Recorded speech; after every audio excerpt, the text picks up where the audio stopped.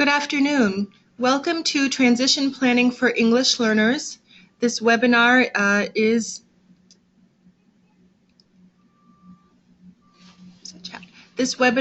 being recorded, and the presenters will make the presentation available to you at the end of the webinar. I would like to invite you to let us know that you can hear okay by typing your name into the chat box. If there are issues with the sound, we can adjust accordingly before beginning and advancing the slides.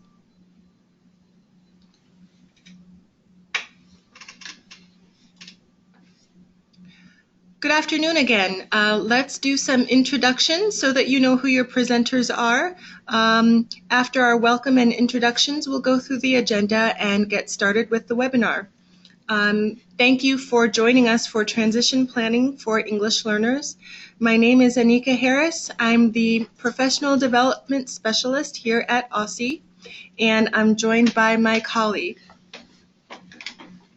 Hi, my name is Angela Spinella. I'm a Secondary Transition Specialist here at the Office of the State Superintendent of Education, and I look forward to this webinar.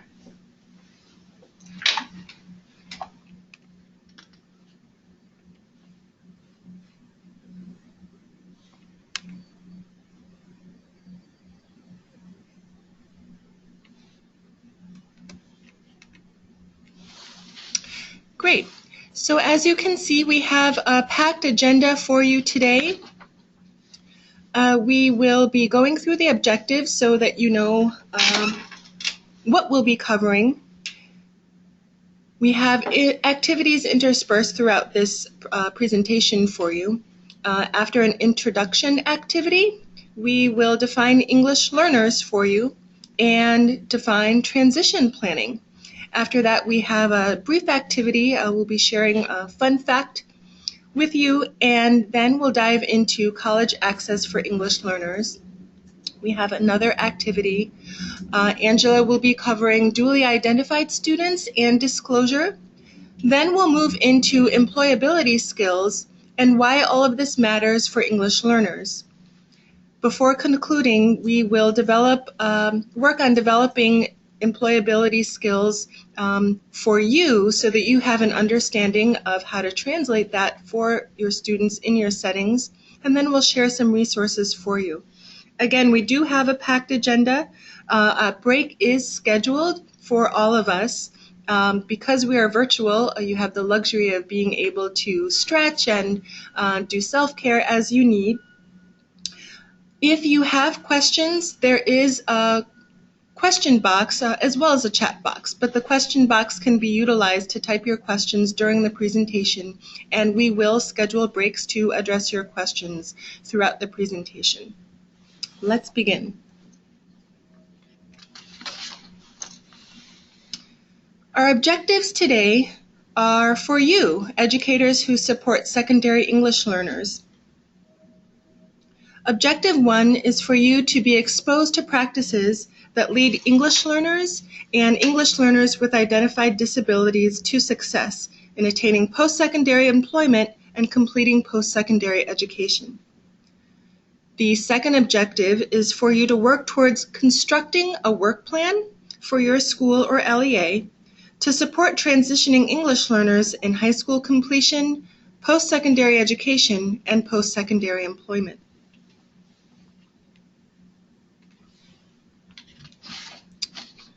Before getting into content, let's do an activity. For the first activity, we'll use the chat box.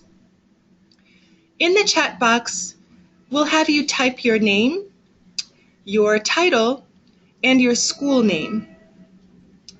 We also want you to estimate the number of duly identified students who are served in your school or LEA.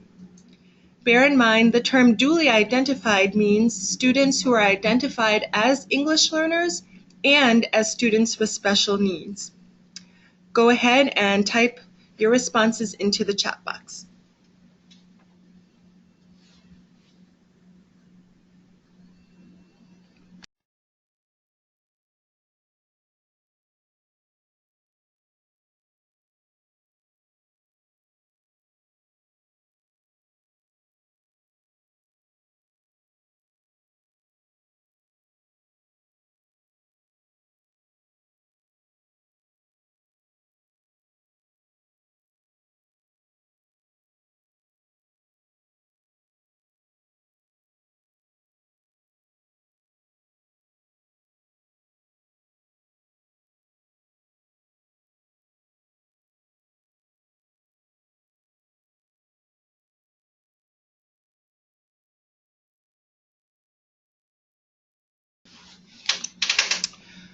Thanks. I know some responses have come in.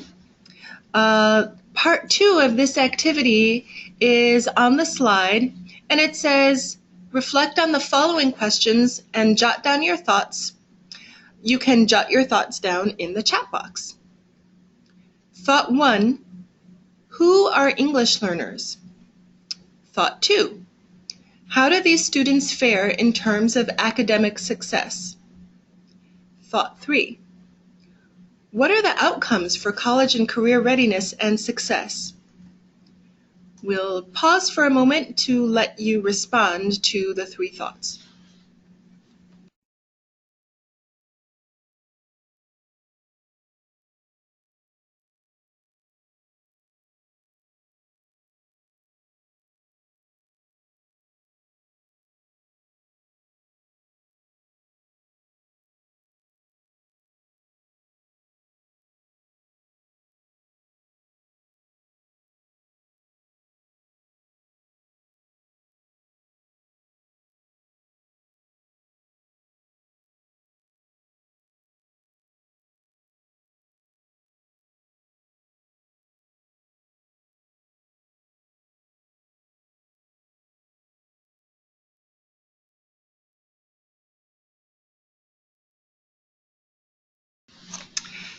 Thanks for taking the time to respond to those prompts.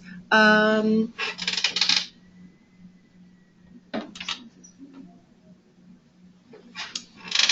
right, it looks like we do have some responses, which is great.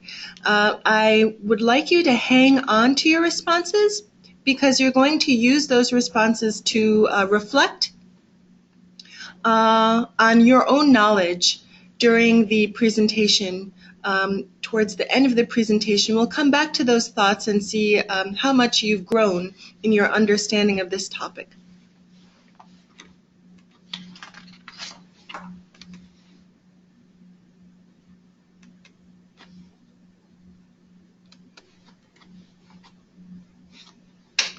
Now let's give a definition of English learner students. You'll notice here we use the term ELs or English learners, and a little background about that is the Federal Education Act was reauthorized at the end of 2015. It's been penned as the Every Student Succeeds Act, and within the Act they use the term English learner, and that is the term that we'll be using to define these students and refer to these students throughout the presentation. So you can see this definition on the screen comes from federal language. The English learners are students who is a student who is age 3 through 21. You'll see they are in elementary or secondary school. They were not born in the United States, or their native language is a language other than English. And the extra language here makes it clear that the United States is a very large territory, and English learner students can include Native Americans or Alaska Natives, or native residents of outlying areas like the Marianas, Marshall Islands, Guam, Puerto Rico. ELs can also be migrant students who are here temporarily, coming with their families for work. The final bullet in this definition is critical to our presentation. English learners may present as students whose difficulties in the 4 language domains deny them the ability to meet the challenging state academic standards, or achieve in classrooms with English instruction, or deny them the opportunity to fully participate in society. And that's an area that we hope to address today. This graphic is to show you the numbers of EL students that we have in the District of Columbia. When you hear 9% of DC's total student enrollment is English learner, it doesn't quite get at the fact that we have a large number of students in this system. So in 2014, the 9% actually translated to 7,494 students. The following year, the 9% translated to almost 8,000 students. So 8,000 students across a very small city likely means that in almost every location, there is a student who is developing and acquiring the English language.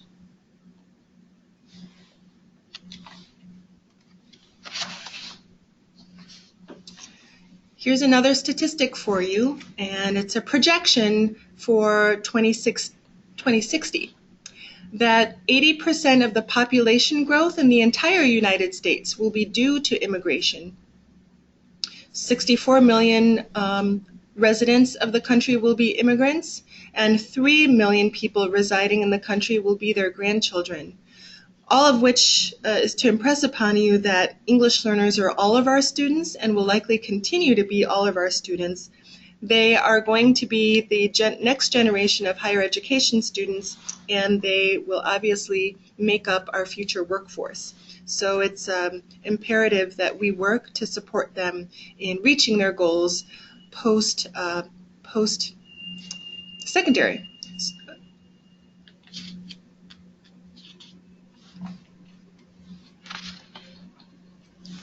I've cited some statistics that came out of the National Education Longitudinal Study of 1988.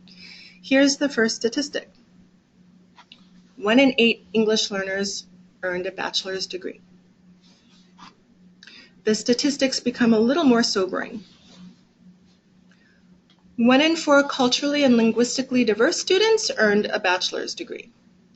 And culturally and linguistically diverse refers to students who may or may not be citizens of the country, may or may not speak English as a native language. They could be African American students, they could be white non-Hispanic students who have another foreign language that they speak fluently at home. So there are a large number of students who could fall into that category. But let's take a look at the next ratio. 1 in 3 native English speakers earned a bachelor's degree. So it appears from this study that it's our English learners who are falling behind in degree attainment.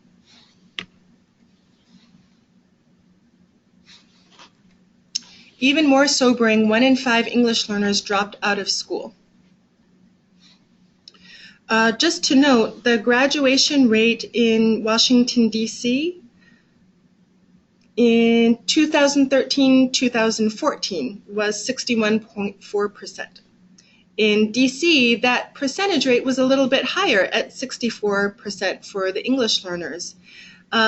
So even though it might seem that English learners were doing well, a little bit better than the general student population in D.C., the study didn't take into account the graduation rate, and it is taking English learners longer to graduate. So although they are graduating, it takes a lot longer. Hopefully we can address some of the reasons for that here.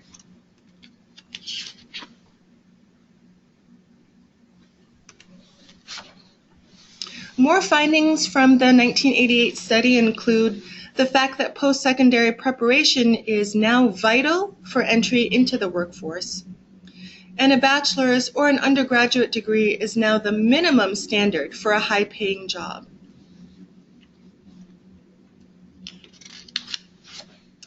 I'm going to turn this section of the presentation over to Angela Spinella, who is our secondary transition specialist. Hi everybody, it's Angela Spinella again, and I'm going to talk to you about transition planning. So, what is a transition plan? So the transition plan is basically a roadmap that informs instruction and leads to both educational and post-secondary success in the areas of independent living, employment, and of course we already said education.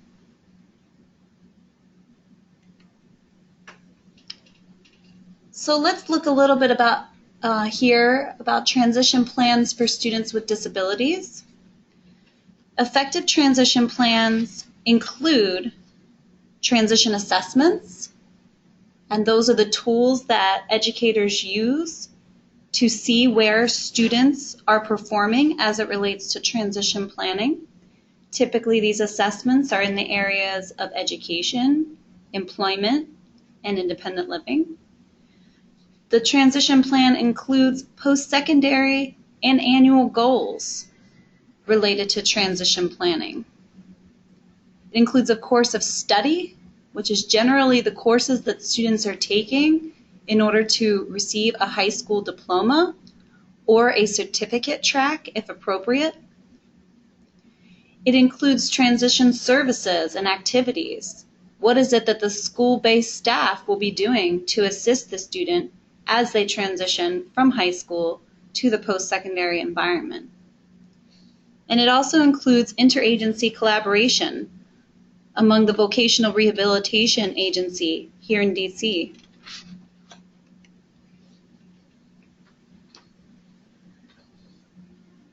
This is the list of the federal transition requirements.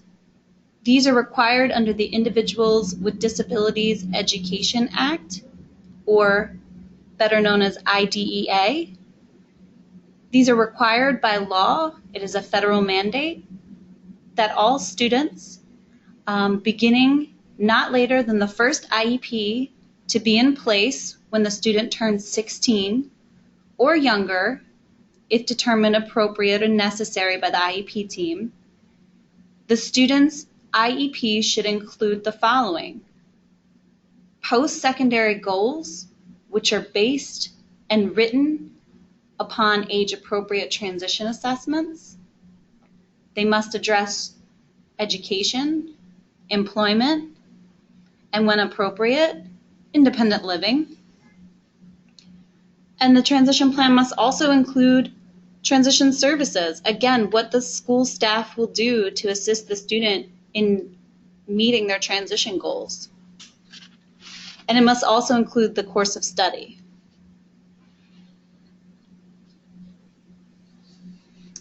This is again the federal transition requirement. Here we look at a definition of transition services, the coordinated set of activities for a child with a disability. It should be a results-oriented process that improves the academic and functional achievement of a child with a disability. And it ensures that the student moves from high school to post-school activities.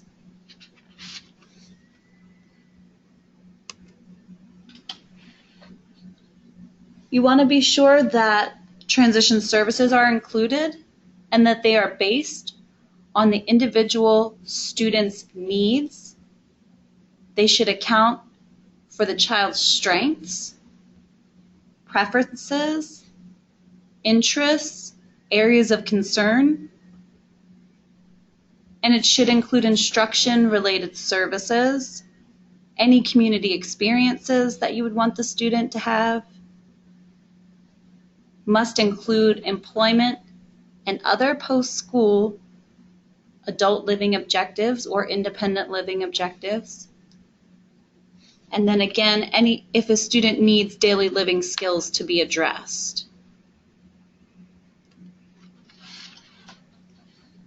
Those are the federal mandates for individuals with disabilities as it relates to transition planning.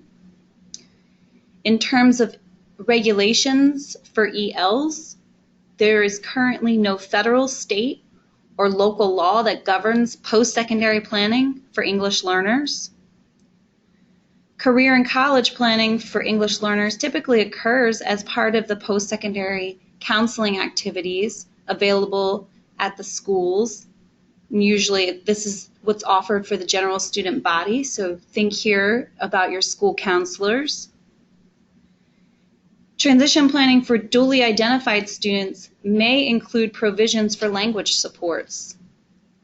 So when you have a student with a disability who is also an English learner, the team should be taking into consideration how they can support the student in acquiring the new language.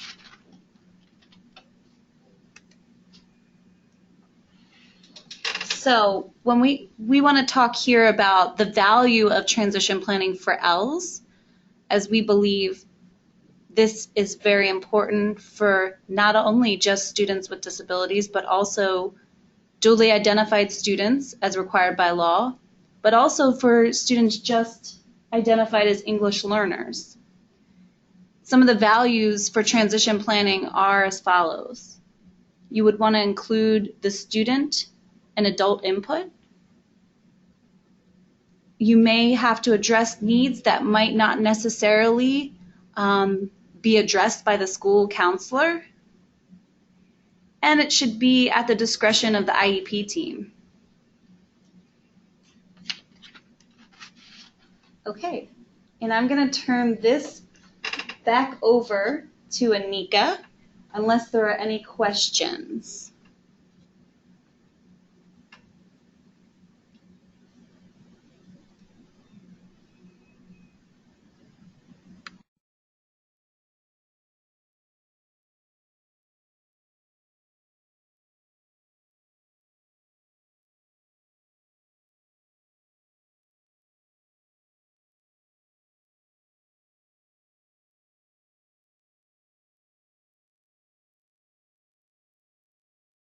So it looks like there aren't any additional questions, so I'm going to turn it back over to Anika.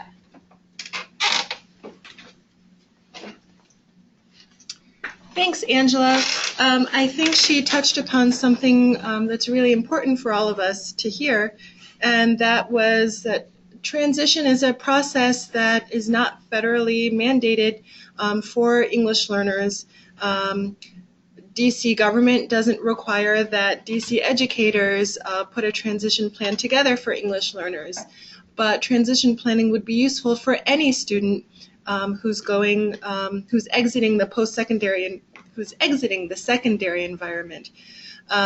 For ELs with their unique needs, it would be great to have a transition process in place. And although it's not mandated, now that you've heard a little bit about it, you might want to consider instituting something in your locations. So I'm going to talk about college access for English learners. And we'll do another quick activity in the chat box. So on the screen you see that language is actually not the main factor inhibiting college access for English learners. Can you guess what the other factors are? In the chat box, we invite you to name at least one other factor that inhibits college achievement. So you can go ahead and type into the chat box one other factor, or two if you can think of a second one, factors that sort of bar English learners from being successful in college. We'll take a few moments for you to write, and then we'll come back.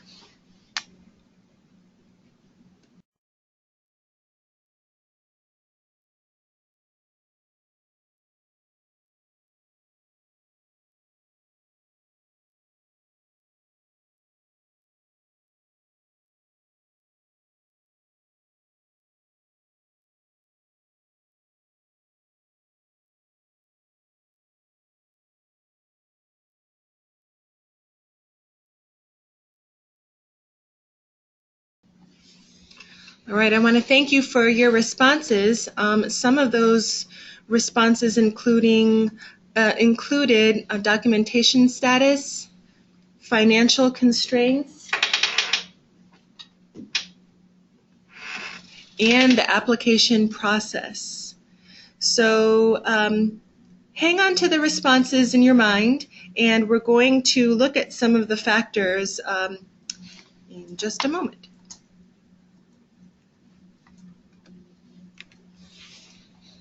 Okay, so on the screen you can see some of the inhibiting factors are listed in no order of greater inhibition or lesser inhibition, but one factor happens to be economics, which I think is self-explanatory. Paying for school is daunting. Some students are also responsible for helping their family out financially, so paying for school would be quite a burden. Parents' socio-cultural situation includes their education background. Some of your EL families are going to have no education or very limited education, but this also includes what their education experience was like. So education in the United States may not be like the schooling system back home, and some parents are just unsure of how to navigate post-secondary options and advocate for their child. High school academic background includes the fact that EL classes, those classes that support language development, can take away time from college preparatory courses. Unfortunately, it's also a fact that in some situations, the stigma of being an English learner can prevent students from getting access to opportunities that would help them graduate and be successful in the post-secondary scene.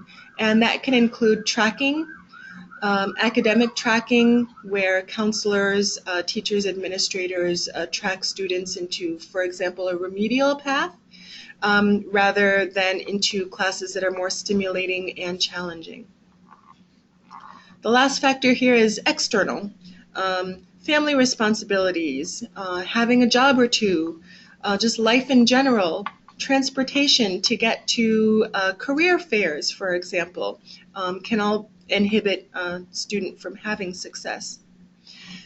You'll also see a graphic at the bottom of the screen that shows children living with mothers who completed high school.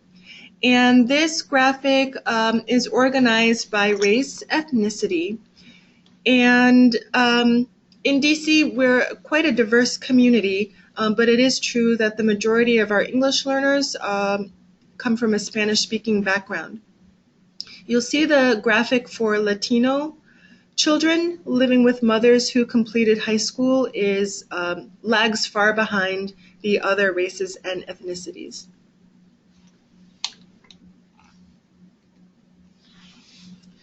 So let's talk about post-secondary access and what elements are required to attain access just to the post-secondary scene. One element is having the economic capital to get that access. So the ability to pay for school and tuition is usually the first dollar sign that comes to mind, but other financial considerations are housing, fees, the amount that books cost, activities, either extracurriculars or activities that are associated with courses, required courses, travel to and from the school, whether you're a commuter and living close to school, or perhaps there's a great opportunity out of state, but that would mean the burden of paying for transportation to get back home. Or what if there's an emergency back home? How are you going to get there if you don't have the money? Actually can sometimes be a factor that prevents students from going farther away. Uniforms, and we're not just talking sports uniforms, but uniforms could include lab gear or uniforms required for practicums and clinical type experiences. And brain food. Takes money to fuel your brain so that you can learn and show what you know. So economics are a big burden. Another element for access is just having the cultural capital to navigate the application process, as one participant already mentioned. If you don't know what the steps are to apply and no one tells you, it can be very difficult to figure out what all of those steps are. The ability to choose a school is actually a whole process in itself, and it does require outside support. The ability to tap into the right code, and code means writing, speaking, generally communicating as successfully as native English-speaking peers do. When it comes to filling out that application and writing the application essay, if you're working with ELs, you probably know they're aware of the code and sounding, even in writing, sounding like a native English speaker. It's very frustrating when you know that you don't, but you're trying really hard to. They're also very aware, especially older students, that they speak the right code, they sound like native English-speaking peers, but you want to make an impression on the people who hold the key to post-secondary access, and the code. Being able to switch codes sometimes is the key to making a good first impression. Whether that's good or bad, that is a reality. A third element is having the social capital to attain a post-secondary option of your choice. Social capital can be defined as family support, or other networks or human resources that can help you connect to the post-secondary world. So if your family went to college in the United States, or let's say even attained a high-paying job in the United States, they likely know the steps to attain that situation. If they haven't done so, finding out the steps is a process in and of itself. Some families don't have the time to figure out what those steps are, and so they need you, school-based staff, to help walk them through it. But within the school, there are secondary counselors in middle schools and high schools who can support college choice, searching for that college, helping figure out what assessments a student needs to take or what GPA range they would need to get into the school of their choice. But if the school staff aren't making themselves accessible to English learners, well, that's really hindering the EL's access to a post-secondary situation. And a fourth element is academic capital. So being smart is one component of academic capital, or having the aptitude to go into a certain field. Making the grade is a component, but also school quality. In Washington, D.C., interestingly enough, there's a U.S. Department of Education study that cites D.C. has an English learner teacher shortage. So for all of those nearly 8,000 English learner students that we have in this city, we don't have enough qualified English learner teachers to support their language, English language attainment. You probably already know that there is a great disparity in resources within schools throughout the 8 wards, and so school quality can affect the ability of a student to go on to the post-secondary option that they desire. And as mentioned earlier, completion of college preparatory courses. There is research saying that, you know what, English learners benefit from being in a challenging and stimulating environment. It's not right for them to not be allowed to take for example, AP courses or be a part of a gifted and talented program just because they're an English learner, and it might be assumed that not knowing the language or not being fluent in English would make them less successful in the class. Actually, research shows they need that stimulation to grow. So it's up to you to potentially speak to your administrators about the track and the path that English learners take. You might want to think about communicating options such as creating pathways for ELs to get into AP courses, or sort of have the administration think about not tracking students into remedial courses if that's something that does happen at your situation. And last, and I put this last intentionally, language capital can help or hinder post-secondary access of the student's choice. So English fluency sort of speaks for itself. If you can read, write, listen, and speak well in English, the likelihood that you'll go far, for better or for worse, is greater. So we do want to, of course, support students in acquiring the English language to the best of their ability.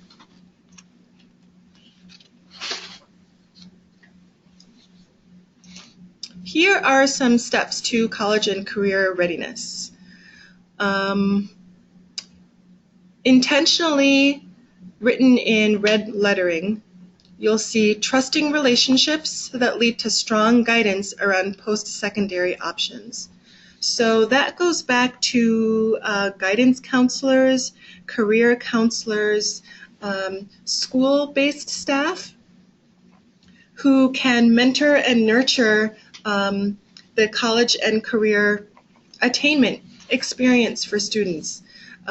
In some of your settings, this is going to be natural for your college and career staff. They've worked with a lot of English learners. They are willing to reach out and bridge gaps between the staff and the ELs so that English learners have the same access to resources within the school that other students do. In some of your situations, this is going to mean perhaps you are the one to identify where those gaps in the trusting relationships exist and start a conversation around bridging those gaps and making trusting relationships happen so that ELs have the same access to guidance around post-secondary options. Another step is creating an awareness for families and students of post-secondary options. Another step is opening an avenue for advising families and students about post-secondary options. And another step is simply creating the time to assist families and students to prepare for post-secondary options. Likely this is built into the school system for non-English learner students, but it might be a work in progress or a conversation that needs to be had if the school is not already intentionally doing this for English learners and the families of English learners.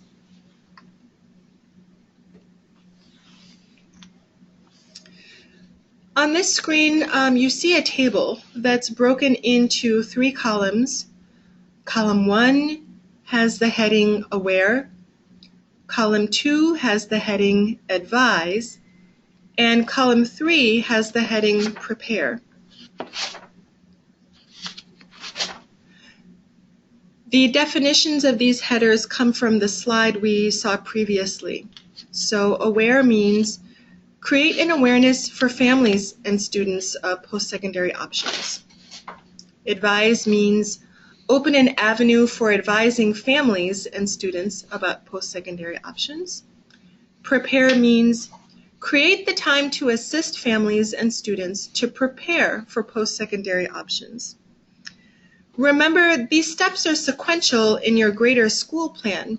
So the idea here is you might be able to start that conversation with your school admin or the administration in your education setting about developing a college and career readiness plan specifically for English learners. Awareness is the first step. It's about how you publicize options to English learners and their families. I'm going to have you unmute yourselves because I'm interested to hear if you participants have any feedback about how this awareness step can happen. So again, I invite you to unmute yourself. Feel free to just speak. We welcome your comments about how your setting can create an awareness for families and students about post-secondary options. Muted.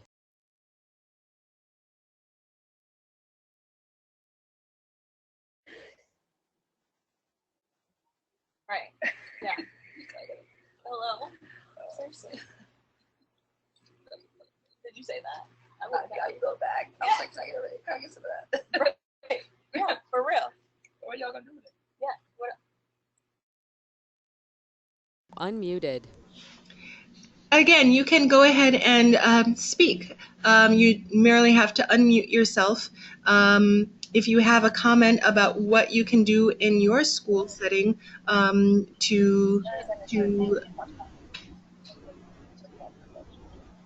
It's like what? complete this awareness step, please go ahead and share it with us. So how are they not gonna? What are they gonna do?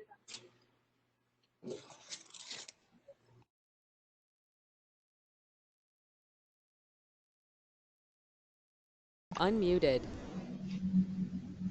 Thank you. At this point, you can mute yourself. You'll see on your panel of options, there's a microphone.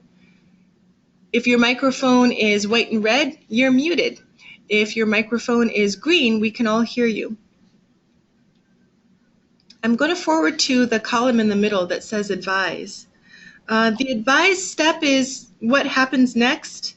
It relates to when you're going to open the door and give advice. Think about who will do the advising. Where will that advising happen, and when in the school year will it happen? I invite you again to unmute yourself and share a little bit about how you think this can happen in your setting.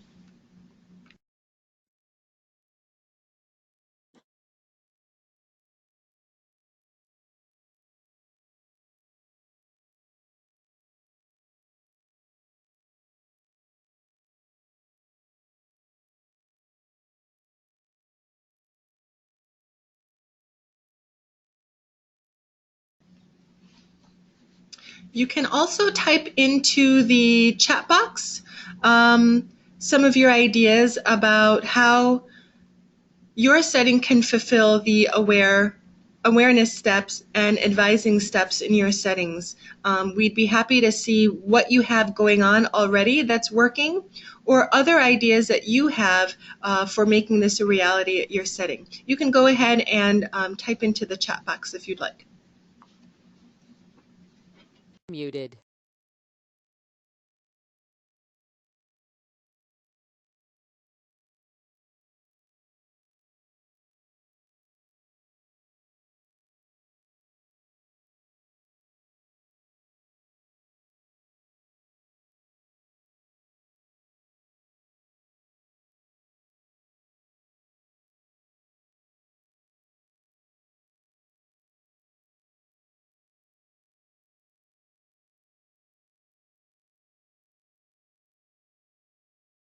Unmuted. And so the last column on the screen has the header prepare. After families and students are advised and they've been made aware of options, they have the chance to make some decisions about what to do after high school. So at the school level, you can engage them in the prepare step, or that is creating time to assist with things like completing applications, helping them to schedule tours and visits, arrange for test prep, and helping them to know if they are eligible for accommodations on college achievement tests, critique essays that have been written. Again, feel free to type into the chat box if you have any ideas about how this can happen at your setting, or share with us some things that are already working at your setting.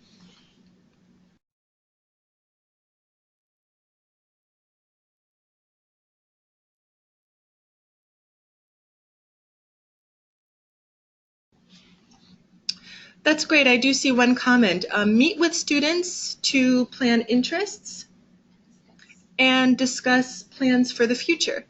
And that's absolutely correct. If it's not school-based staff that they can share this with, it might not be anyone. So again, it's important to create those trusting relationships so these conversations can happen.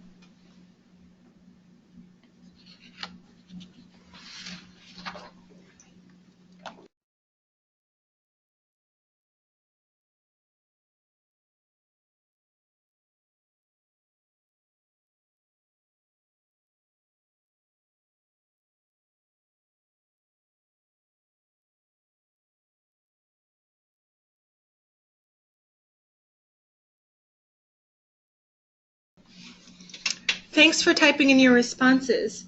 I see that someone meets with students as they're making decisions and going through the application process. And that's really important to have that time with students to do that. All students need it, regardless if they're English learners or not. Another idea is to host workshop sessions for families and students in, let's say, a computer lab where they can have guidance from counselors.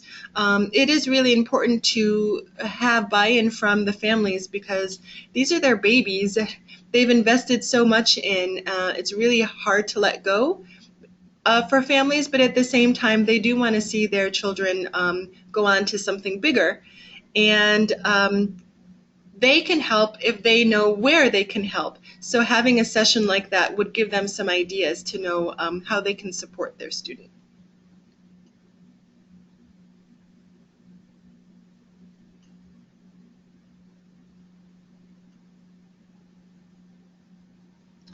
There are other comments and questions in the chat box. Due to time, we can't get to all of them, but there is an opportunity for us to reflect on questions that you have that we didn't address, and we'll be able to email you sort of a compendium of questions and our responses. So I want to invite you to go ahead and continue to enter your thoughts into the question or the chat box. If we don't get to it during the presentation, we can do like a table or a page of questions with the responses and email them to the group at large.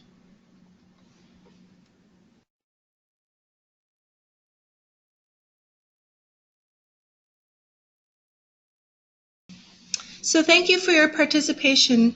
We're going to move into a section called Duly Identified Students. So I want to invite you to participate in this as well.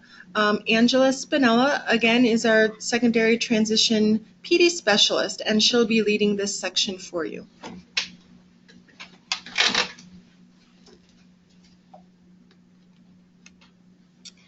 Okay, hi again. This is Angela Spinella, and I will be talking to you about duly identified students. When we talk about duly identified students, we are talking about both a student who has been defined as an English learner and also defined as a student with a disability classified under the Individuals with Disabilities Education Act, or IDEA. English learners who have been identified with both a disability under IDEA, they have unique learning needs and challenges because they are both a student who is learning a new language and also a student who has a disability. So there's an interaction there that's happening with the language learning and the disability. These students are entitled to both services, so we're talking about special education services and English language learner services. So when we're looking at a student who may have a disability and is also identified as an English learner, we sort of have to tease out what exactly is happening. So is the student struggling to learn English? Or is this a student who has a disability? Or is there a commingling of the two happening and we have to tease out what's going on with that particular student? There are some bilingual assessment issues that can happen when evaluating an English learner who also may have a disability. Usually the evaluations and assessments are in English, although there are bilingual assessment tools that can be used. You have to check with your individual LEA regarding those tools. Assessments are by and large linguistically challenging, even for a student who isn't an English learner. Many ELs are not proficient in their native language, so a bilingual assessment cannot tease out the disability from just learning the language. And a lot of times the special education referral process is subjective, depending on who is on the team. When we look at students who are identified with a disability, students who have a Black, Latino, or Native American background tend to be overrepresented in special education as compared to white students. And English learners tend to be disproportionately labeled with the SLD classification or the SLI classification, so a learning disability or a language impairment.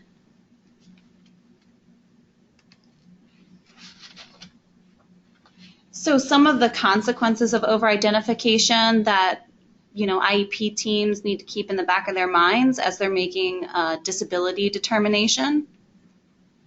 So culturally and linguistically diverse students who have an SLD classification are less likely to go to college, and that was something that Anika brought up more broadly earlier in her presentation, that culturally and linguistically diverse students are about 1 in 4 going to college, which is less than students who are white. And then a large percentage of youth with disabilities are in our detention and correctional facilities. So in order to prevent over-identification of a student with a disability, you want to ensure that the person providing the assessment is completing in the student's native language. You want to make sure that the evaluator is looking at all of the existing data related to the student's linguistic background and also related to their academic performance. And don't forget to review the access for the ELS scores.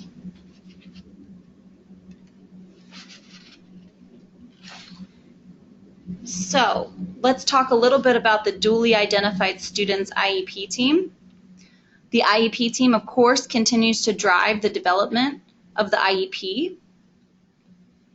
It is very beneficial for the L coordinator or L teacher to be a member of the IEP team. We have should be. They are not a required member, but if they're able to and willing to attend the IEP meeting, we strongly recommend that. And the team must consider the language needs of the student and how those needs are related to the student's IEP goals.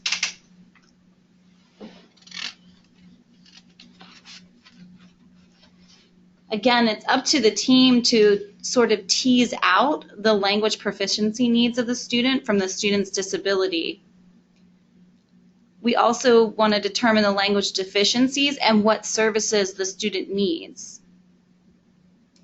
All decisions that are made by the IEP team should be well documented in the student's IEP, including services and goals.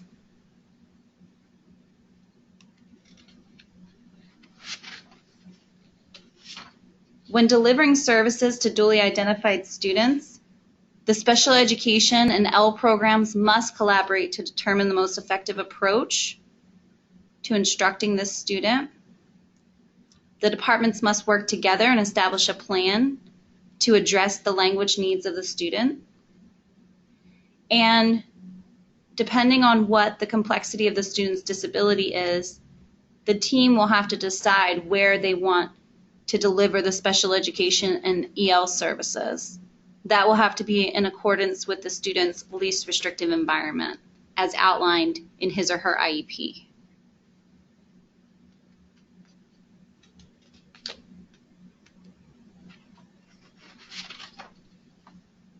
So teachers of students with dual needs should know the following information.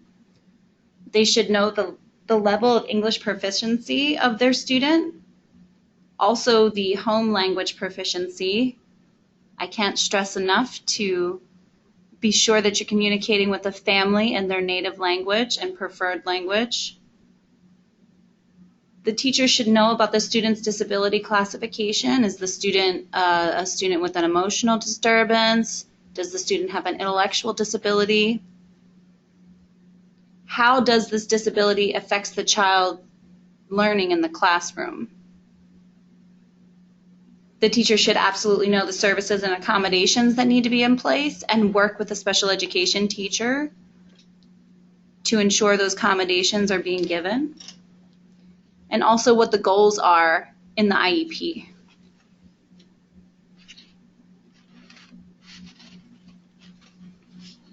So when writing a transition plan for a student who is duly identified, be sure that the transition plan is culturally responsive, that we're including the families and avoiding stereotypes and biases, establishing a rapport with both the student and his or her family. We want to make sure that we individualize transition plan to include linguistic diversity and also cultural experiences. We want to ensure that the student has access to both the general and vocational curricula. And the plan should foster both racial identity and relationships with teachers and peers. Also should foster positive relationships with family as well.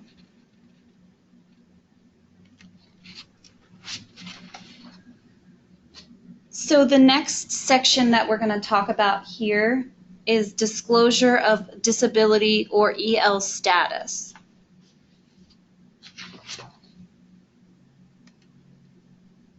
So, what is disability disclosure? Disclosure is a must if the person or youth with a disability wants to receive accommodation at work or in the post-secondary environment. So we're talking here about after they leave high school. Disclosing a disability is a personal decision. Effective disclosure happens when the student is knowledgeable about his or her disability and can talk about the accommodations needed and also their abilities.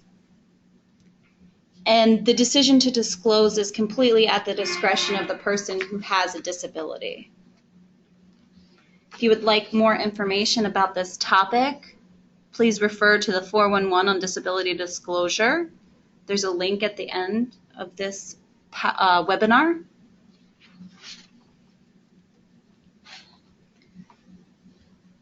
So regarding EL disclosure, the Americans with Disabilities Act protects persons with disabilities who choose to disclose. Unfortunately, there is no such protection afforded to students with an EL designation. However, disclosing an EL designation might be important at the post-secondary level because educators will have information readily available to inform instruction for that particular student who is an English learner.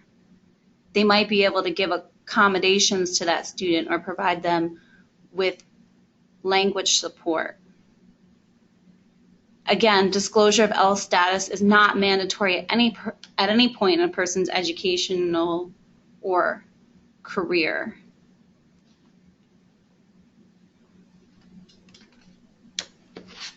So some of the disadvantages of disclosure can lead to experiences or feelings of exclusion. Sometimes others might treat the person with a disability differently. Others might view that person as unable to perform the job tasks on par with their peers. And sometimes it can be difficult or embarrassing for the person with a disability.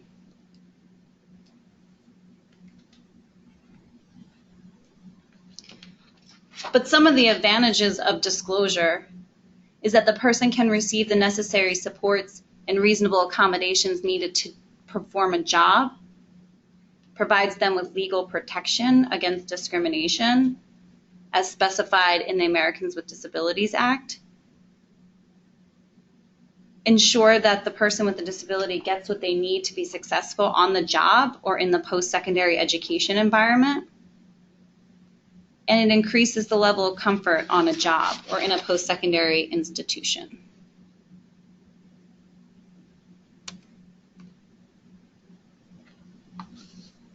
Once a young person enrolls in a post-secondary institution of higher learning, they can request those services and supports from the office who oversees disability support services. Sometimes this is a bigger office on campus, sometimes it's a smaller office. It depends on the college or university.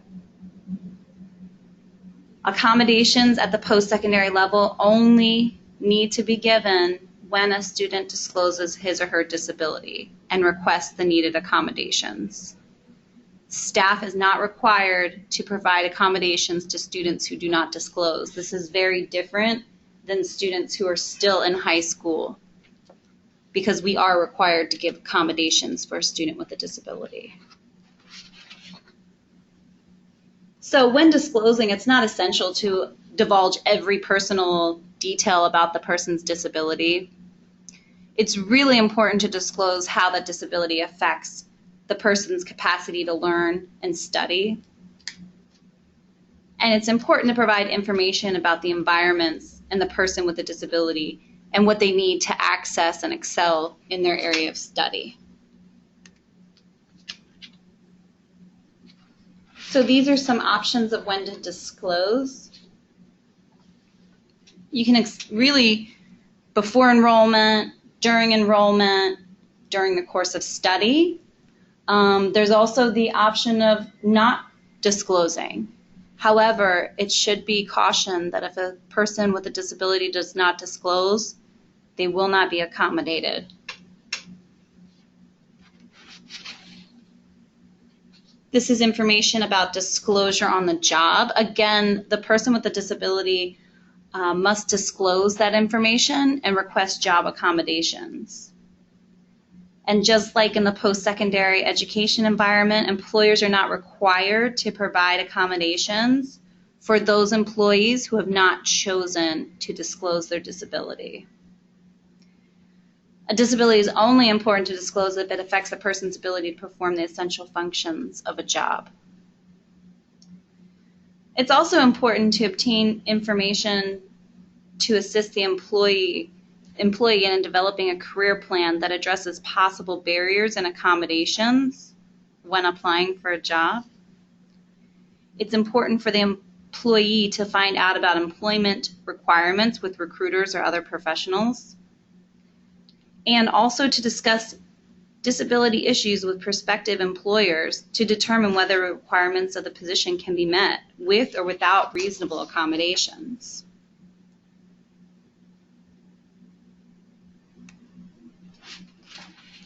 So we're going to talk a little bit about our role in disability disclosure.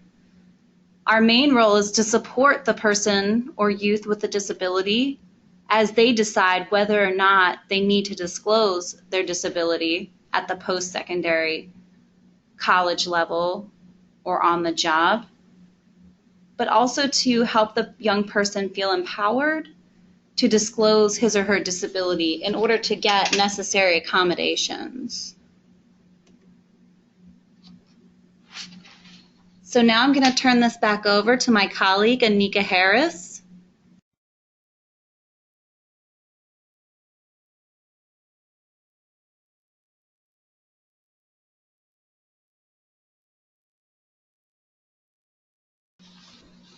Thanks, everybody, for sticking with us. I hope you're getting some interesting tidbits here. Some of the presentation was directly related to English learners. Some of the presentation was related to duly identified learners. Some of the presentation, for example, the disclosure portion that we just covered, is related to students with special needs. However, you might be getting some ideas about how to support English learners as they transition from high school.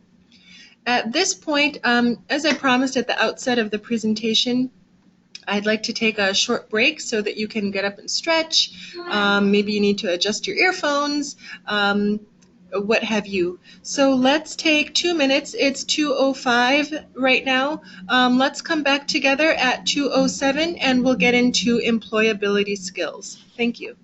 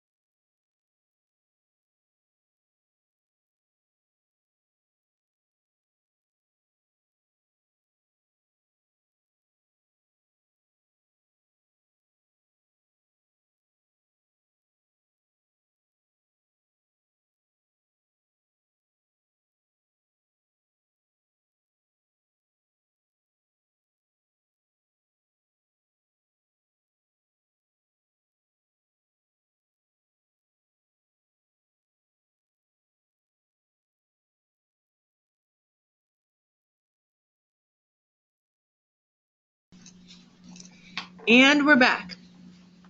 Thank you for joining us again. This is Transition Planning for English Learners. We're about halfway through the webinar, and we're going to take a look at employability skills and figure out exactly what employability skills means. You may have heard employability skills referred to by other names, such as soft skills, workplace readiness skills, non-cognitive skills, or 21st century skills. But all of the terms point to the same set of general cross-cutting skills. Our working definition is that employability skills are the general skills and knowledge that are necessary for success in the labor market at all employment levels and in all sectors. What's important to note about employability skills is that they're not just career or industry-specific skills. So no matter what jobs your students ultimately pursue, they will need these employability skills to be successful. And here's an activity for you. So you're going to be brainstorming. On your own, we invite you to make a list of your top 5 most important employability skills. It's okay if you're still kind of fuzzy on the definition of employability skills, and no one's going to see your list as you generate it and scratch it out and reflect on it. So first, generate your list of your top 5 most employability skills. When you think you've got it about where you want it, then jot your list into the chat box. There are no judgments here. We're going to be working on improving our understanding of what employability skills are. So if you're feeling kind of shaky, it's okay, no judgments. Go ahead and start thinking about what those skills are and then jot your top 5 into the chat box.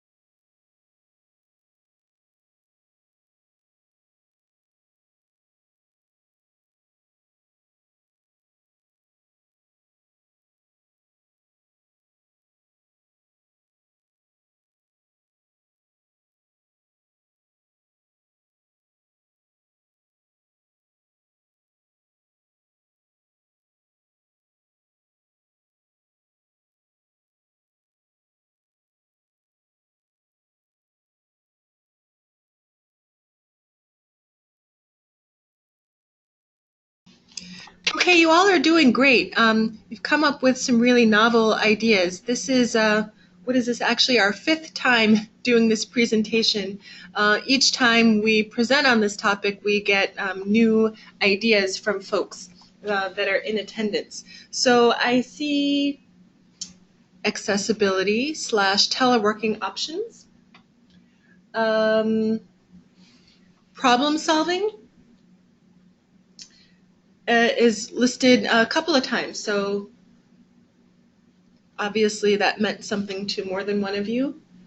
Collaboration, communication, adaptability and interpersonal skills, also educational opportunities, basic reading skills, and the ability to stay on task. Again, collaboration, so touched on something there. Promptness is also listed. I want to thank you for typing that in.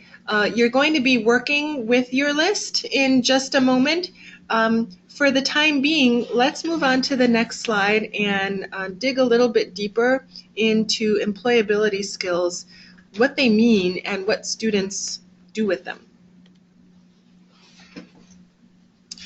So this graphic here is a framework for you to use. It's a framework that's pretty standard in the college and career industry. So employability is generally known as applied knowledge, effective relationships, and workplace skills. This is going to provide context for our discussion, and you'll see how the skills you brainstormed match the skills in the framework. When we talk about effective relationships, we're talking about the skills that enable individuals to interact effectively with clients and coworkers and supervisors. Workplace skills are the skills employees need to successfully perform work tasks. Applied knowledge refers to the thoughtful integration of academic knowledge and technical skills put to practical use in the workplace. Now, components of a good secondary school program are going to include components of this framework. So some of these skills are likely already woven into your educational settings, where lessons include a focus on cooperation or group work with an emphasis on cooperation. Punctuality and organization might already be woven into your daily routines in the classroom or in your groups when you work with students. But you can also weave these skills into your academic lessons. We'll get into that in a little bit, but I wanted to help sort of bridge the gap between what we were talking about before and where we're going right now. So there's a box that just popped up on the screen next to effective relationships, and there's a definition for effective relationships for you. The skills that enable individuals to interact effectively with clients, coworkers, and supervisors. Workplace skills, as I mentioned before, are the skills employees need to successfully perform work tasks. And applied knowledge is the thoughtful integration of academic knowledge and technical skills put to practical use in the workplace. Now, we're going to look at the categories that comprise the framework in more detail. In the first category, effective relationships, you can see that we're specifically looking at interpersonal skills, which are skills that enable employees to collaborate with members of a team or work independently and contribute to the overarching goals of the workplace. And I recall that some of you touched on some of those skills in your brainstorm. For personal qualities, we mean a set of behaviors and skills that enable employees to establish effective relationships and function appropriately in the workplace. So I want you to just take a second to review the skills that you brainstormed and see if any of them fit into the effective relationships category. Are there any skills that you brainstormed that do not belong? As you read through these criteria, you may have some ideas or examples of specific implications for English learners. Skills such as exercising leadership, the process of negotiating and resolving conflict, independent versus teamwork, and taking initiative, they're all skills that you can weave into the academic setting. So there you see some examples of interpersonal skills. And here are examples of personal qualities.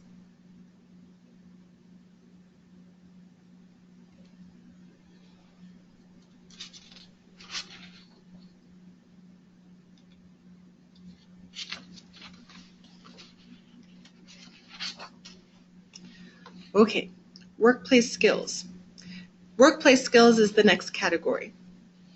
We're talking about resource management here. We're talking about communication skills. We're talking about systems thinking and technology use. There you have it. Look at the skills that you brainstormed again, and what skills would you move into workplace skills? And which skills really do not belong in workplace skills? Many of the skills in this category are strongly influenced by cultural background. For example, culture strongly influences communication norms, particularly interactions between men and women, young people and their elders, students and persons of authority, like teachers and administrators. And here you have more examples of resource management, information use,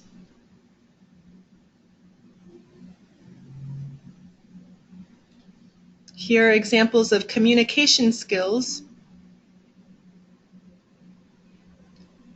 I see some of the skills mentioned here are skills that you brainstormed. System thinking, there are examples listed for you.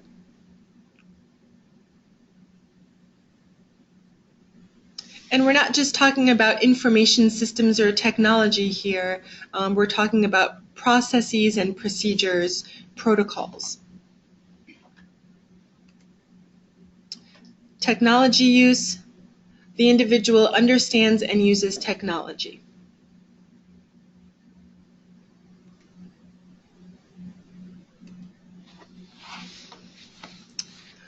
All right, so we are going to switch gears and do something a little bit different. We have a video for you, and it talks about the concept of time. The concept of time and time management is also strongly influenced by cultural background. This short video attempts to illustrate different cultural norms regarding time management.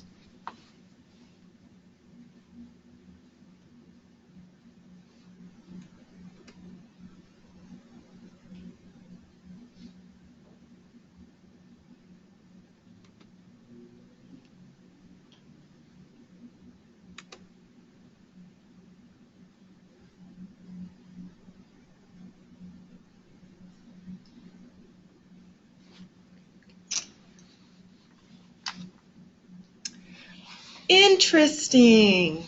All right, folks. Sorry for the technical difficulties. As I mentioned before, we've given this presentation 4 times before, successfully with the video because it was available and the uploader had not closed their YouTube account. Unbeknownst to us, the uploader has closed their YouTube account.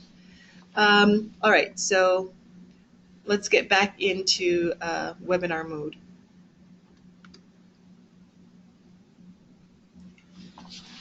So the video is unavailable. This is a gentleman who does speaking across the globe, and he was, to summarize, mentioning he went to Asia to do a presentation and had negotiated a speech of about 1 hour. They got started a little bit late, and so he consulted with the organizers and agreed that he could speed up his presentation and make sure that everything could fit in an hour. So he commenced his presentation, and he was able to fit it into the time remaining. Well, the feedback from the audience was they really wanted him to stay longer than the hour. They were glad to get what they got out of him, but they would have liked him to go longer. Whereas he, being the American, really felt strongly that he fit everything into the hour, and given the new time constraints, that he make everything fit into the minutes that they did have remaining. He wasn't aware that his audience would have appreciated more time with him. And in this way, he explains that there are differences in time and understanding time and appreciating time across different cultures.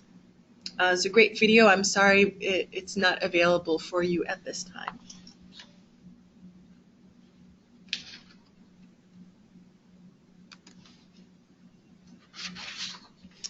Moving on, and back to the framework. This section of the employability framework touches on applied knowledge that can be broken down into applied academic skills and critical thinking skills. Once again, go back to the list of your top 5 employability skills and think about what skills might fit into applied knowledge. Through the exercise of putting the skills you listed into different categories in the framework, you sort of get a better understanding of what employability skills really means. For English learners, the needed scaffolding and the ways in which students demonstrate their academic skills will differ according to each student's proficiency level in English. Examples of these scaffolding strategies and the ways by which students demonstrate their knowledge and skills are found in the English proficiency standards, such as the WIDA standards that we use here in DC. We'll explore this later in the module, and we'll talk about academic applications of the employability framework. But let's further define applied knowledge. There are some examples of applied academic skills.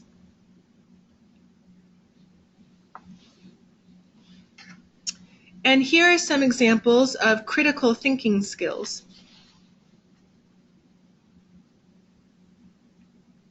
I recall some of you wrote in your top 5 list problem solving.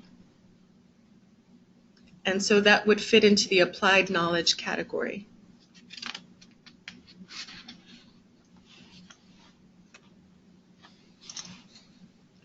Now that we've discussed each of the individual categories of the framework, let's see how all of the pieces fit together.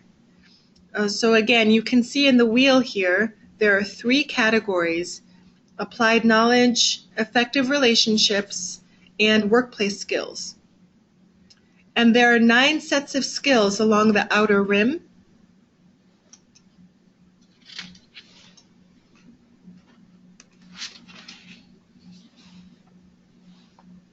So in thinking of your top 5 list, how did your list compare with those in the employability skills framework?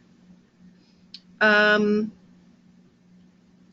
I mentioned in the past several slides, I do recall that you all out there were coming up with employability skills, whether you knew that they were really employability skills or not. So you can give yourself a pat on the back. Were you surprised by any of the skills included in the framework? I'm going to invite you to either unmute yourself or write in the chat box again and share out your responses. Muted.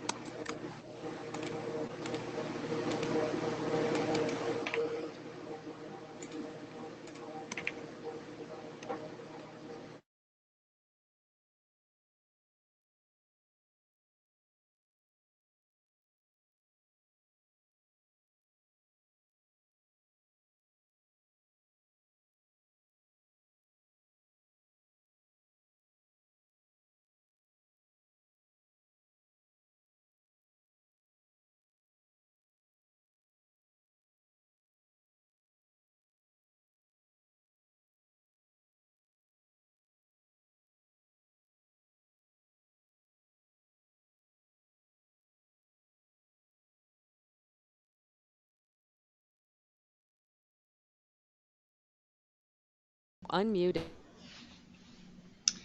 And I'm back. So let's advance to the next slide.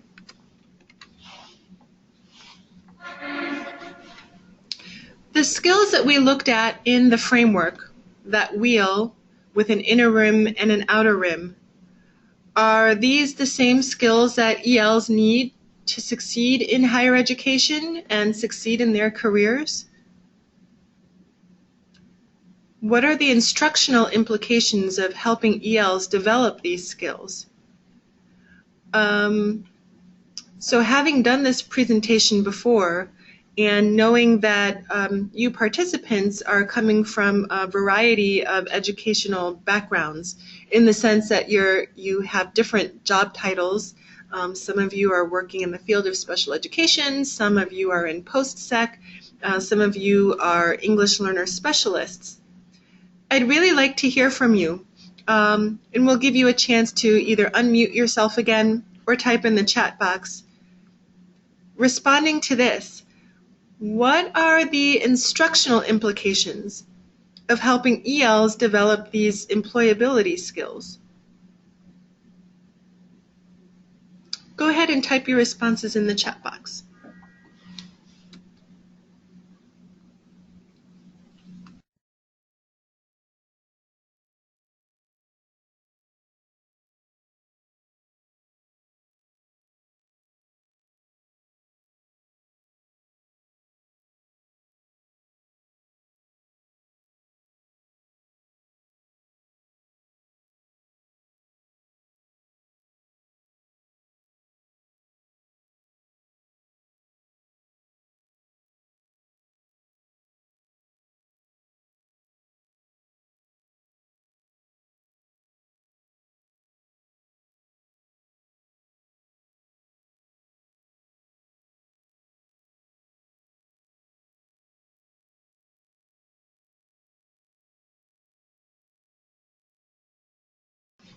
I'm so glad to know that you found the framework helpful and might be starting to think about how you can weave some of those skills into instruction, whether it's the actual learning experience or if it's in routines and how you organize the classroom and manage students.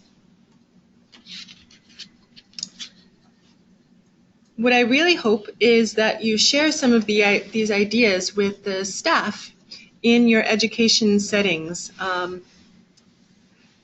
Some of you might be adept at doing PD in your settings, and you are more than welcome to share some of the ideas that you've gotten here with the school body or the staff at your education setting. Please do know that this presentation is being recorded. The recording and the slides will be made available to you after the presentation.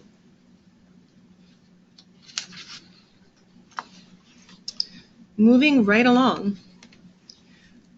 So, this has been a long presentation, huh? Why does this topic matter for ELs? I want to give you a quote, and the quote is, "If you are here to help me, you can go home again. But if you see my struggle as part of your own survival, then perhaps we can work together." That quote comes from an Australian Aborigine woman. Her name is unknown, but it reminds me a lot about why I got into teaching public school in the first place. I realized that I was getting older and our workforce was becoming much more diverse, and that our students needed a chance to learn the skills that were going to help me survive in my old age. So I thought I'd jump in there and do my part to get them college and career ready. So not only does this matter for ELs, it matters for all of us. Think back to what you wrote at the beginning of this presentation when you responded to the prompt, "How do ELs fare in terms of academic success?"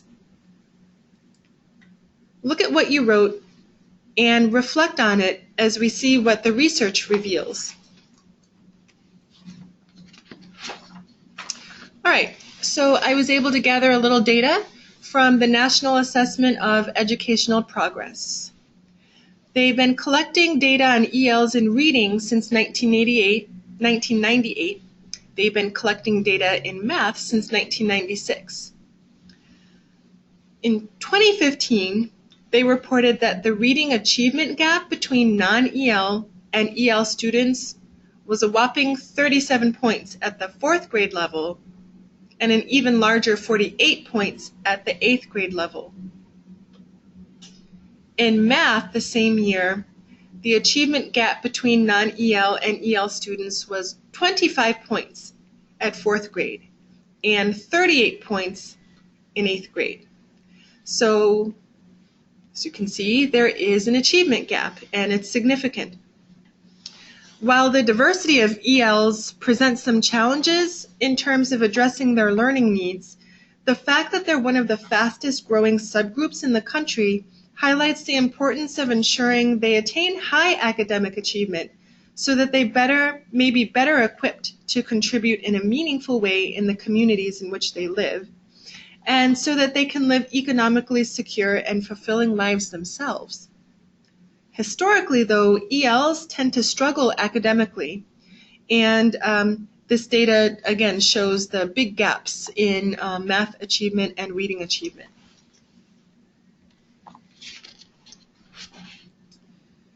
ELs have some of the lowest high school graduation rates.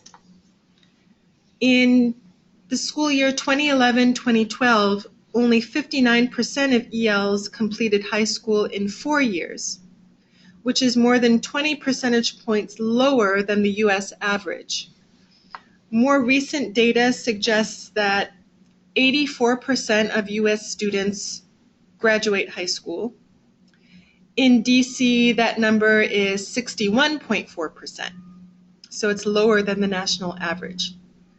But in D.C., that rate is 64%, which seems higher than the D.C. population in general. However, it doesn't take into account that ELs graduate slower than the general population in D.C. So our ELs are still behind the national average.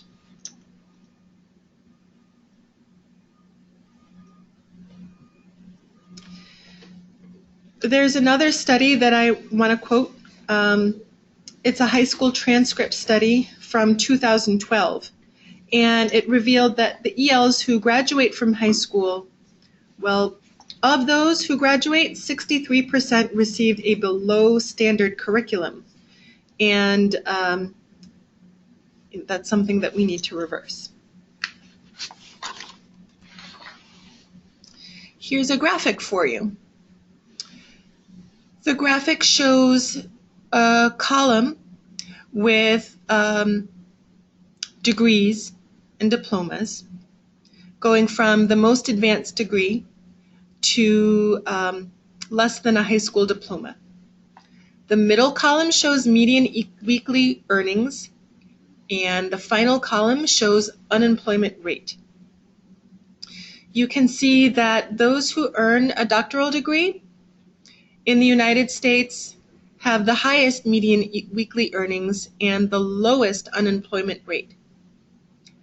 Those who earn less than a high school diploma have the lowest median weekly earnings and the highest unemployment rate. And that's just some food for thought. Again, some of the earlier statistics we quoted show that a bachelor's degree is now the minimum standard to attain entry-level position and also get access to a higher paying job. So here's another graphic that brings home that point.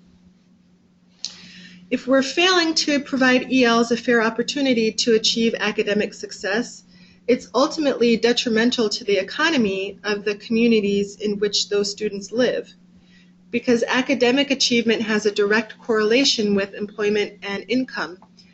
This chart comes from the U.S. Bureau of Labor Statistics, and it's a chart from 2016. So while the numbers you see reflect general statistics and not strictly statistics about ELs, we know from the statistics presented in the previous slides that ELs historically struggle with academic achievement. So about 40% of ELs, well, those with less than a high school diploma would likely fall in the lowest end of the median weekly earnings scale, and they would fall at the higher end of the unemployment rate scale.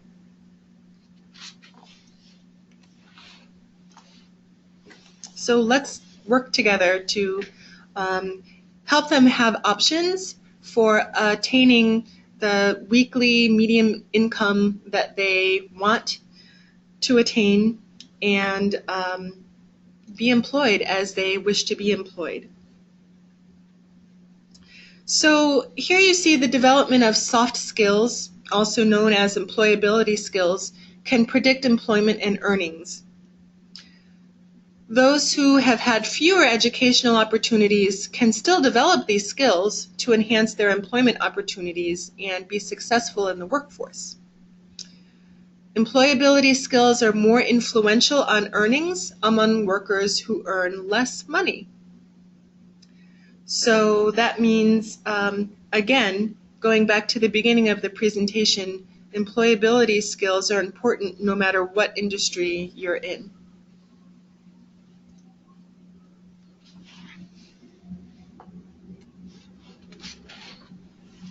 Employability skills are cited as among the most important skills by employers, and not having employability skills might actually contribute to a talent shortage. So with that being said, we'll look at developing employability skills in academic settings. And we'll start to think about what you can do within your settings to develop a plan or a framework or a template for helping English learners transition to post-secondary situations where they can be successful.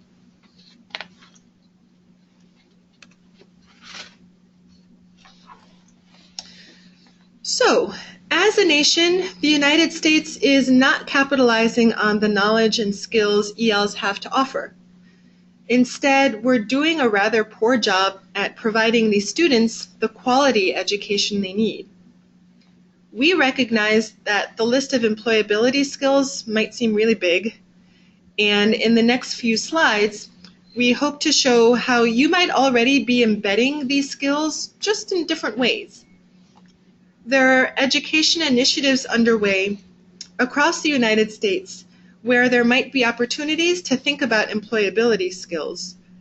Now, nearly all states have some college and career readiness standards and definitions that explain what it means to be ready for college or ready to have a career. All states have some kind of college and career ready learning standards. All states also have English language development standards, and in DC, those language standards are the WIDA standards. We'll review a little bit of a crosswalk between employability skills and college and career readiness standards, or the Common Core standards, and we'll also look at how all of these skills are embedded into the WIDA English language proficiency standards.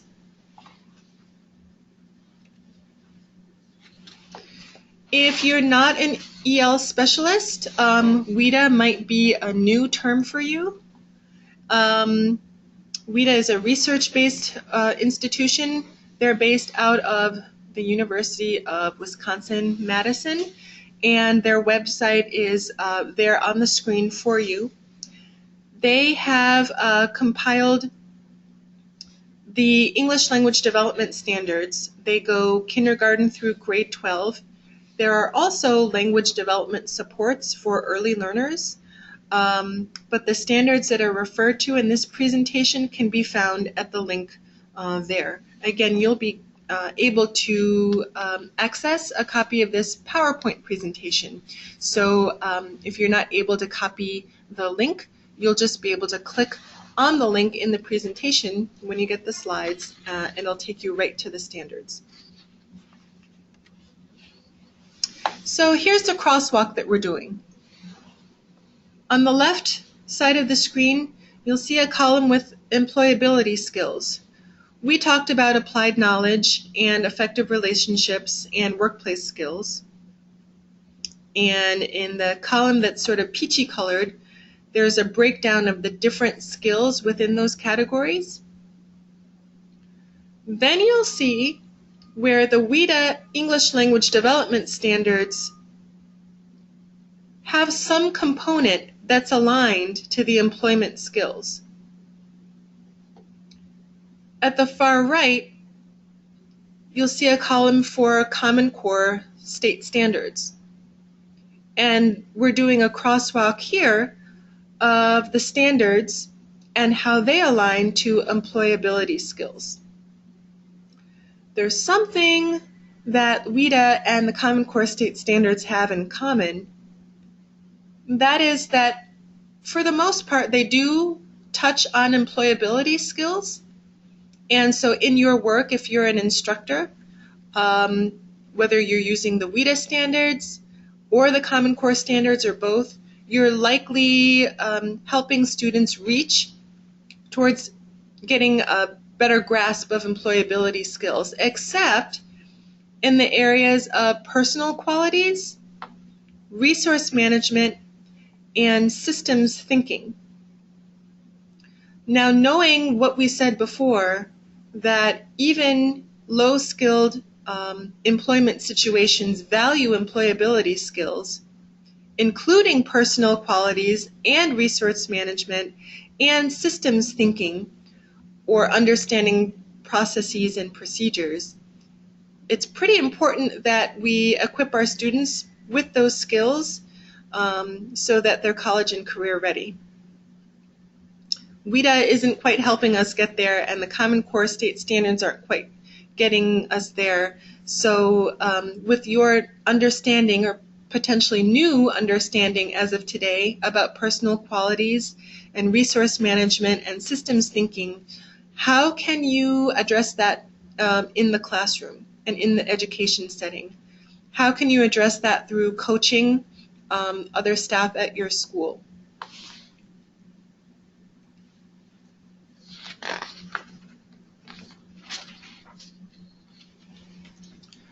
We're getting towards the end of this presentation.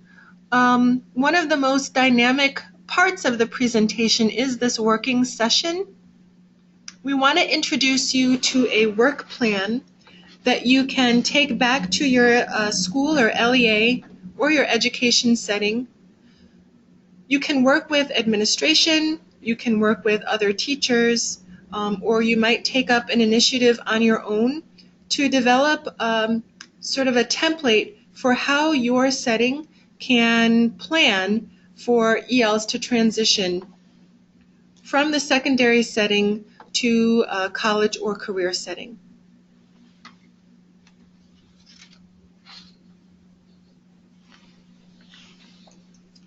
Okay, before showing you the plan, which I'm calling an exemplar, some criteria to take into account. The school needs to recognize that there's a need for differentiated support for ELs. Not all ELs are the same. Some are newcomers, some are EL lifers, right? They're forever ELs. Some are reclassified where they're no longer receiving English language support, but they were an English learner, and it's possible that they might still need support even if they're not working closely with an EL teacher. It's important that ELs get appropriate assessments that reflect what they can do based on their English language ability. Bear in mind that districts that use this exemplar have recognized the need to schedule courses that lead to high school graduation and college entry, including college credit-bearing courses. So I mentioned a little bit earlier that sometimes ELs are tracked into an academic path where they're taking lots of language development courses, but that prevents them from being able to take college prep or college credit-bearing courses. And research, again, shows that they need the stimulation of more academically challenging courses to be able to develop their language.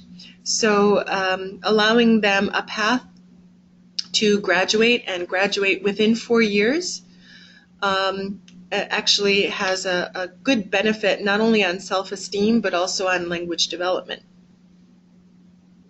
Schools should recognize that instruction must include strategies to help ELs meet the language demand of the lesson.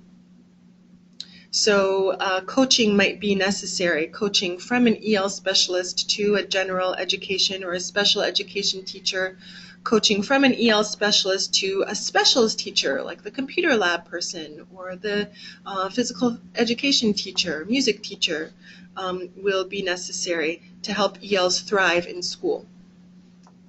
And school support should be specific to EL needs. Again, that's just recognizing that not all ELs are the same. They need differentiated support depending on where they are in their English acquisition process.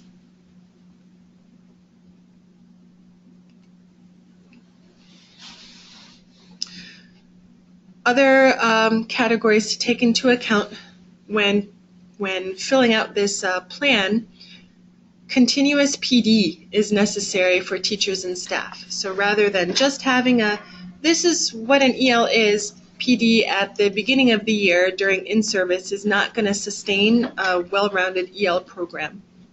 The PD needs to be continuous throughout the school year.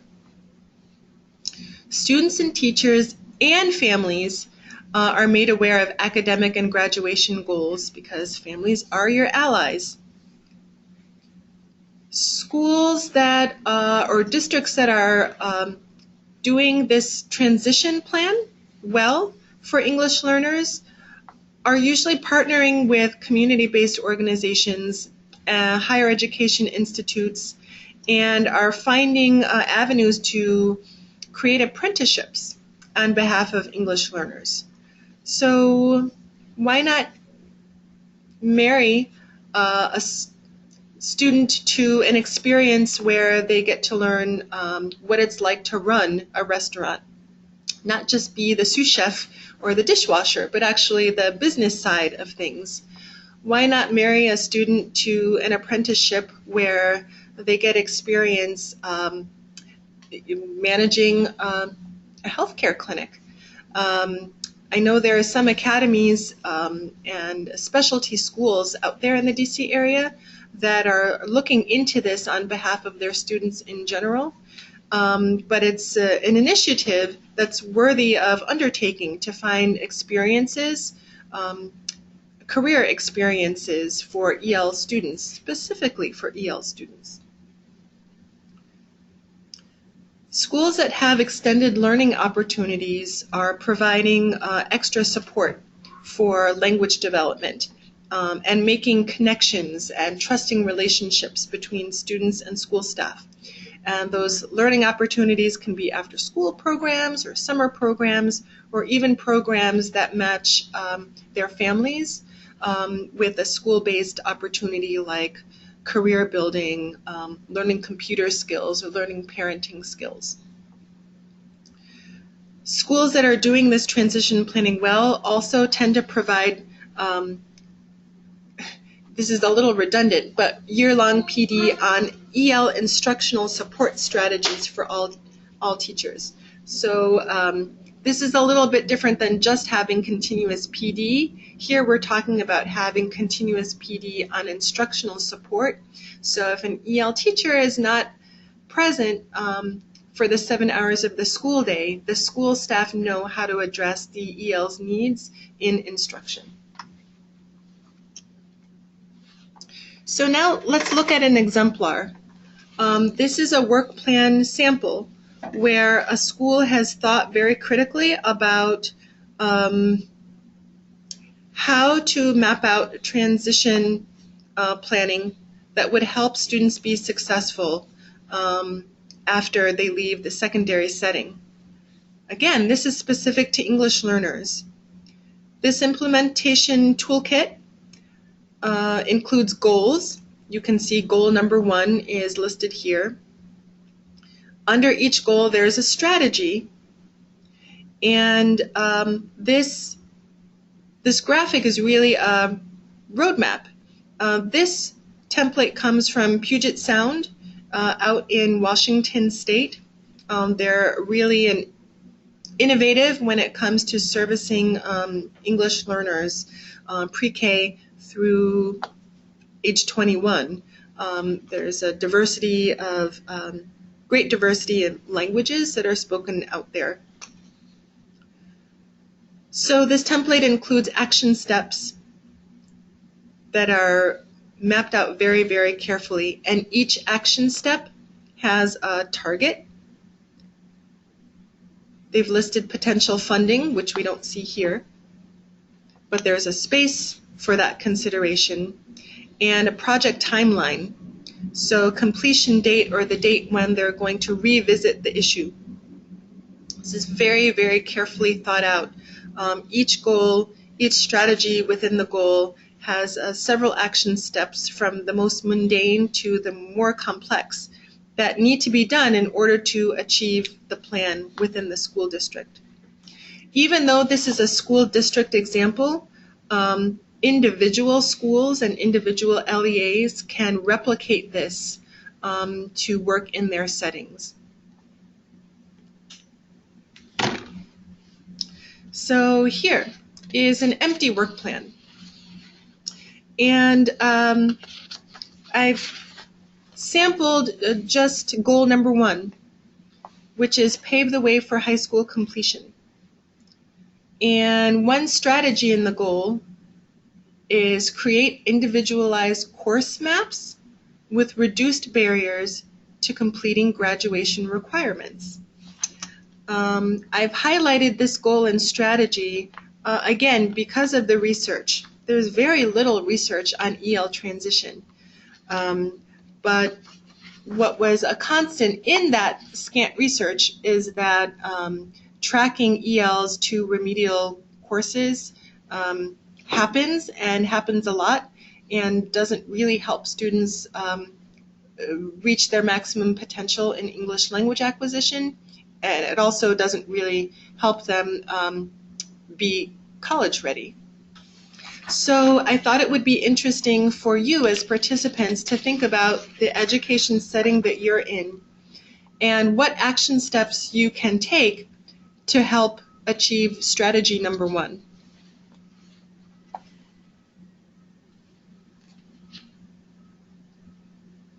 I'd be interested to hear your thoughts. And I'm sure Angela would be too. We've, in the past presentations, gotten really interesting ideas about what folks might do or are committed to doing at their schools to help students be more successful once they leave high school. We might hear something different from you. So this is another chance where, again, you can unmute yourself or type into the chat box and let us know what's an action step you might be able to do work on the individual course map issue that reduces barriers to graduation. We welcome your comments, so you can speak to us or you can type in the chat box.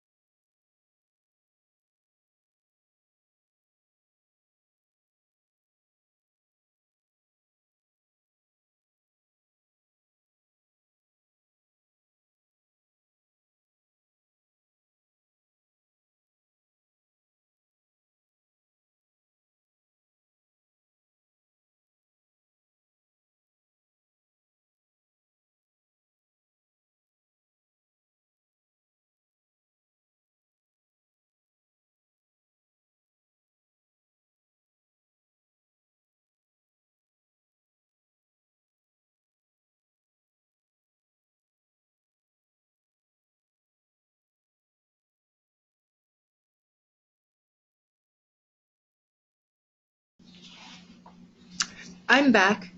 I want to just go back to the slide we looked at that came from Puget Sound. You'll see at the bottom of the slide there's a link to the roadmap project. The roadmap project had great funding.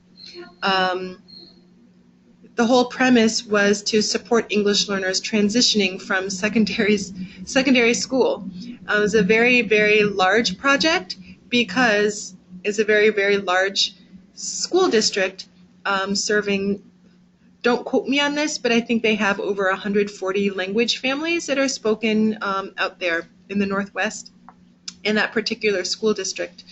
And they really were committed to seeing their secondary students succeed once they left the four walls of the secondary building. So you will have access via this link to see their roadmap in entirety, and you can use it to inform conversations that you have at your setting.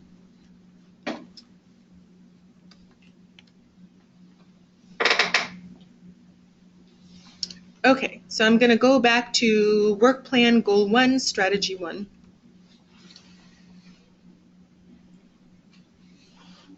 This is a great idea. One action step can be an open house registration session in 9th, 10th, and 11th grades for students and families, thanks for remembering the families, to understand graduation requirements, and that's absolutely valid.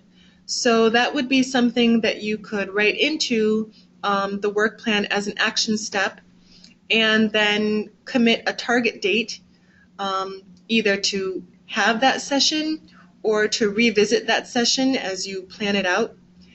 And in the last column you see there's a space for you to write in who could be a member of this planning team. Another idea that came in as an action step for reducing barriers to completing graduation requirements is reviewing the current service delivery of courses and identify potential barriers, consider options to decrease those barriers. So one action step is mental, as this participant mentioned. There's a lot of thinking that goes into what is needed to reduce barriers. Sometimes the thinking has to happen before the actual physical action steps happen. Thank you for your comments. So this is an exercise in helping you to think about how you could actually fill this template out before sending you off to your school or your LEA. Let's look at another strategy in Goal 1. Here's Strategy 2. Connect schools to post-secondary education and vocational sites. I have to tell this story. So when I was a high school ESOL teacher, we took the ESOL students to the Smithsonian Natural History Museum. And on the bus, I was seated next to an EL student who was not my student, but he talked to me about how he wanted to work in one of these buildings once the bus arrived down around the Smithsonian campus. And, you know, it sounded like a novel idea, can always become a reality. And so I encouraged him to pursue his dreams. Lo and behold, I'm a frequent museum goer. I was at the Museum of the American Indian, which is one of my favorites, and I saw him working there in the kitchen, but he was working there, and it was a first step for him to realize his dream. He worked there for a couple of years before moving on, and I'm sure he moved on to great things because he was committed. So the whole point is, if he had not had the exposure to these sites, he may not have been able to dream big because he would not have had the vision. So strategy 2 is really important. Creating opportunities for students to know about post-secondary options and vocational sites. Go ahead and type in the chat box again. what are action steps that you or your school staff or your LEA staff can take to make this a reality?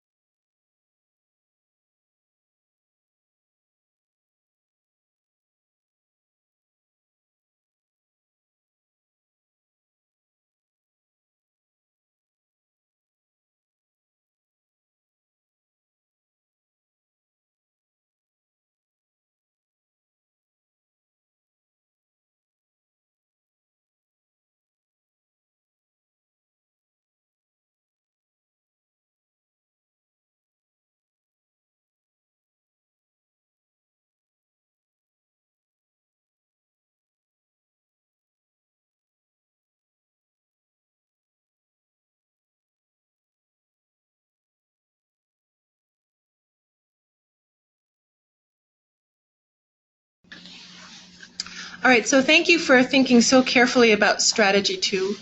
One idea that I think lots of sites can put into their work plan. Okay, I have a few to choose from. Identify possible sites for partnerships, internships, and scholarships. And that's absolutely true. There's some mental work, again, that has to happen before the physical steps happen. Identify sites that would be beneficial, create a plan for site visits, and share the information with students and families. Also, finding out what the students are interested in before planning the site visits. We talk about that a lot, not just coming up with ideas that seem really great to us, but finding out what your families, your students, what your quote-unquote clients are interested in so that the action steps you take are actually relevant to them. Thank you for participating in that. I'm now going to skip ahead. Again, you'll have access to this work plan template, and you'll have access to the exemplar from Washington State. I do want to skip ahead to Goal 2.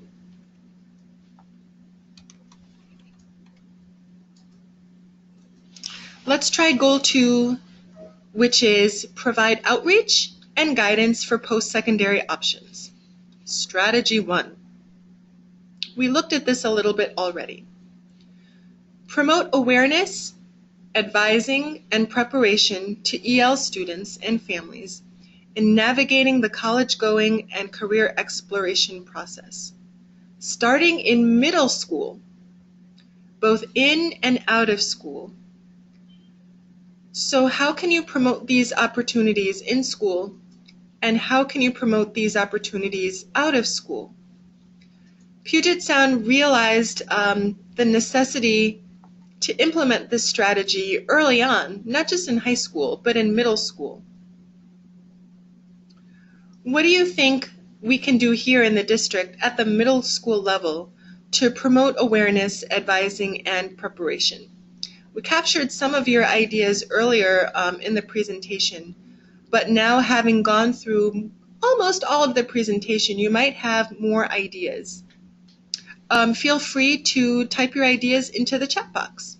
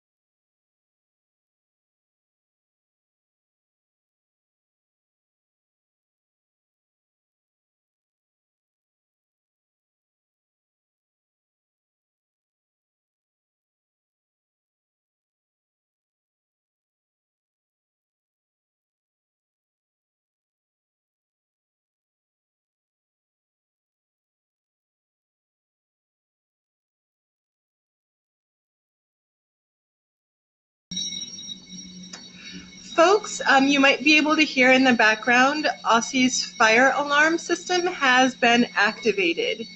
Unfortunately, we're going to have to stop the webinar. As you've heard me say, we will email the presentation and make the recording accessible to you. We will be able to address your questions. Unfortunately, we have to go. We are almost at the end anyway. All that's left is the resource list. Thank you for understanding our unique situation. Thank you for participating in this webinar, and hope you have a great rest of the school year.